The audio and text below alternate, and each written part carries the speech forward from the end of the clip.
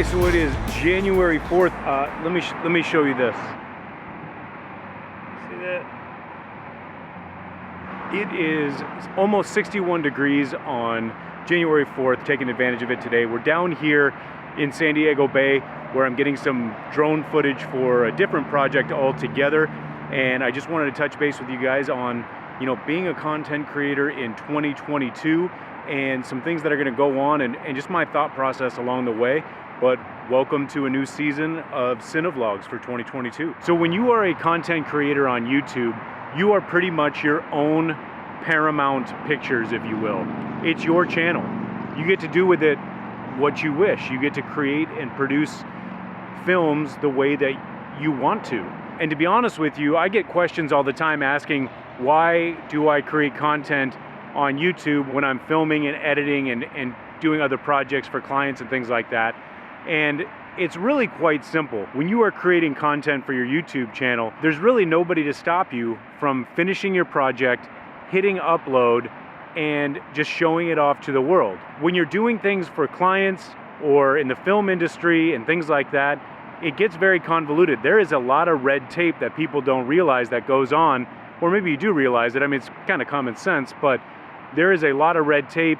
You got different points of view, and you have so many different roadblocks before you can actually show that film off to anybody else. With YouTube, once I get done with one of my projects, I just hit upload for you guys to enjoy. It's really nice, and it's a breath of fresh air to do this type of content versus, let's say, content for a client or doing a commercial or any other type of production, because I'm it. The only person I have to answer to really is me, and that's what I really, really enjoy. So in 2022, I really would like to do a lot more behind the scenes kind of stuff, a little bit more raw. I mean, I'm still gonna have my productions, and we're gonna get into that in a little bit. I'm actually gonna share with you in this video, kind of a big project we have going on, and it's not gonna be a secret. I wanna be able to take you guys with me throughout this project, and you get to see how it kind of unfolds. I do have another short film in the works, and I hope to get that out in 2022 as well. But it's 61 degrees right now. I know you guys are dealing with a harsh winter in some places, so I might as well take advantage of it. Maybe you can live vicariously. We're gonna jump on the bike right now, go for a ride, and we'll talk a little bit more.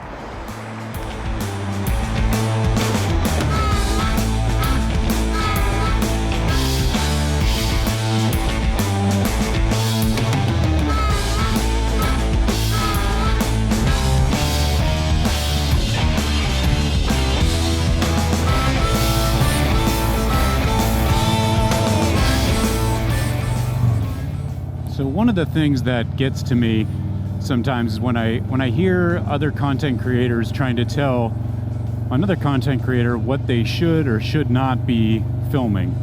Now, I understand that there's, essentials as far as how to put productions together and maybe helpful stuff, but as far as the content itself, just video what you want to video and produce what you want to produce. For me, there's not really a bad project. There's a lot of projects I've done where I've maybe not uploaded them to YouTube, but at the same time, it still gave me a lot of good practice. It gave me a lot of good things to work on, and that's a win. That's something that, as a content creator, you're gonna continue to get that practice in every video that you do. So film everything, produce as much stuff as you possibly can, because it's all beneficial, in my opinion. I've had the chance to speak to other content creators and some bigger channels and some really, really big channels. And one of their biggest regrets that they've had along the way was that they stopped filming what they wanted to film, and it kind of burned them out quicker than they expected. Did they still do well? Yeah, absolutely. But it comes down to, the happiness and the joy that this brings you, and it should bring you joy. It is a lot of fun. I hate the term, and I'm pretty sure we all are on the same page. I'm not a big fan of the term influencer, because I'm not influencing you. You're your own person. You do what you want to do. But I can create content that I hope is entertaining for you, the viewer, which is really just the point of this, to make content for you that's entertaining. Or, for example, today we're in Southern California. It's San Diego. It's 61 degrees out. I mean, I'm in a hoodie. So on this channel, we're still going to have these moto vlogs from time to time and other, high production films, if you will, or higher production films. But I really want to tone it down a little bit and give you guys some more just raw footage and things that you're able to follow along with. The wife just got her license. She's going to be riding a lot more. I haven't really introduced much of my family or even my dog for that matter. So just bringing you guys a little bit more into my life, and it's just going to help me. It's a win-win. As a content creator, you have to be able to identify the things that you're good at and things that maybe need some improvement.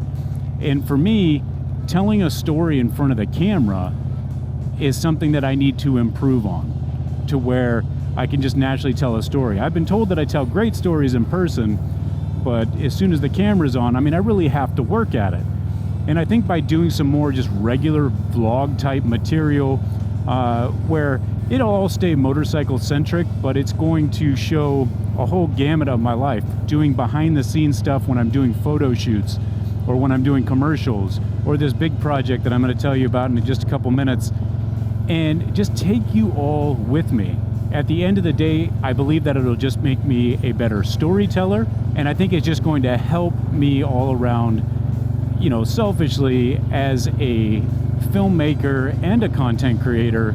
I think by just doing more raw vlogs, whatever happens, and bring it to you, I just think it's going to be beneficial. Look at this dog. He's having the time of his life.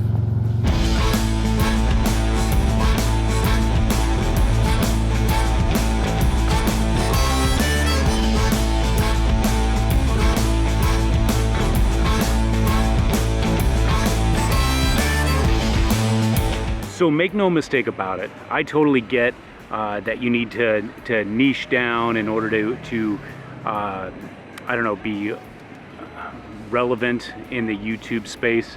But there is something to be said about going outside of your comfort zone and doing some more filming and video projects that are, just outside the normal, and see where it goes. It's all about creating the best type of content that you can, and as I mentioned before, it will always make you get better because you're going to be editing more, you're going to be getting new tips and tricks along the way. And for me, for bigger projects that I'm working on, I just hope that it kind of expands my horizon. This in itself, what I'm doing right now is I just want to be a better storyteller, and that's what I'm going to focus on for 2022. So I've been on the go all day long, and I forgot to eat. So we're gonna grab some food right now. We're gonna go into Kojak's. Good. Some people just have the natural ability to tell a great story on camera. Give you an example, Professional Monkey, link in the description down below. That guy could talk about anything. I probably could watch him rebuild a refrigerator and I would be entertained the entire time. He's got that gift of gab. And by doing this more and by bringing you guys along with me, I hope to get better at it and just create more content. That's what it comes down to. This entire video, I will tell you, being a content creator, the whole theme of this is going to be to create more content.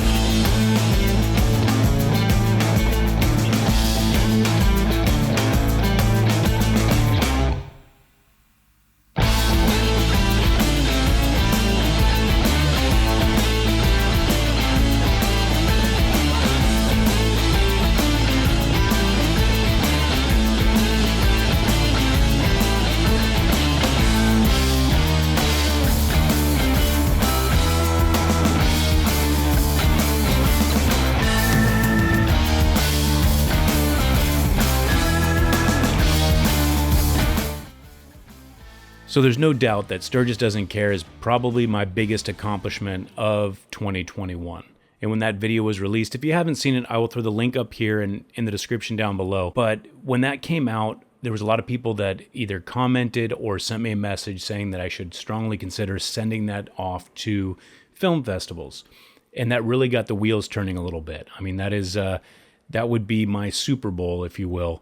And so I decided to do some research and some homework, and I sent out Sturgis Doesn't Care to some people that are in the industry. I just wanted to get some feedback, some constructive feedback, to see what their point of view was. They have no idea about motorcycles or anything, and they gave me some really, really good feedback. So Sturgis Doesn't Care is going to have an extended format, or an editor's cut, if you will. I've got to get some additional filming done and then put it all together. It won't be that much longer of a film because it's going to qualify in that short film category, but I'm excited to have you guys come with me as I just get that project completed and we submit it. You guys will follow along as I fill out the applications, and then we impatiently wait for the letters when they come back to us on whether we are accepted or not.